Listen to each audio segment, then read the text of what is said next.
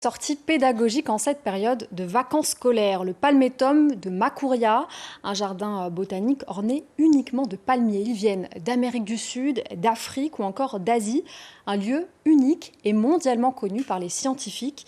Et depuis quelques semaines, il a ouvert ses portes au grand public. Lounia Lewis et Clotilde Séraphin-Georges. Au bout de cette piste, située route du Galion, 800 espèces de palmiers cohabitent dans un jardin de 4 hectares. Près de 15 ans de travail pour trouver et cultiver des espèces venues du monde entier. Ce palmier géant, par exemple, est endémique de Madagascar.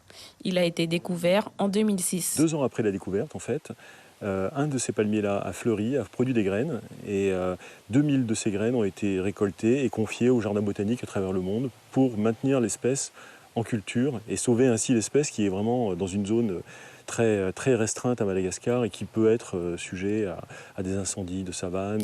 Ce pharmacien de profession cultive aussi des palmiers en voie d'extinction, voire disparus de la nature. Certaines plantes requièrent une attention particulière. Il y a vraiment des espèces qui sont très faciles à cultiver, qui s'acclimatent très bien sous les conditions climatiques de la Guyane et au sol de la Guyane, et d'autres qui sont beaucoup plus délicates.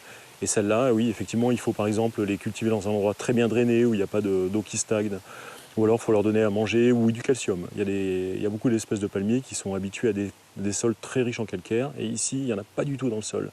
En 2016, l'espace a obtenu le label Collection nationale du Conservatoire des collections végétales spécialisées pour sa qualité botanique. Plus récemment, il a obtenu celui de Jardin remarquable décerné par le ministère de la Culture. De gages de qualité qui s'accompagnent d'obligations. Alors les obligations pour le CCVS déjà, pour le label collection nationale, c'est une obligation de suivi de la collection. Donc il faut une traçabilité complète de tous les spécimens qui sont en culture dans le jardin. Et le label Jardin remarquable, l'obligation c'est d'ouvrir au public au moins 40 jours dans l'année. Depuis son ouverture au public fin mars, le palmétum de Macouria a accueilli une quarantaine de visiteurs par week-end. En 2026, Pierre-Olivier Albano aimerait ouvrir ses portes à des spécialistes à l'occasion de la biennale de l'IPS, une association internationale dédiée aux palmiers. Ce serait une première en Guyane.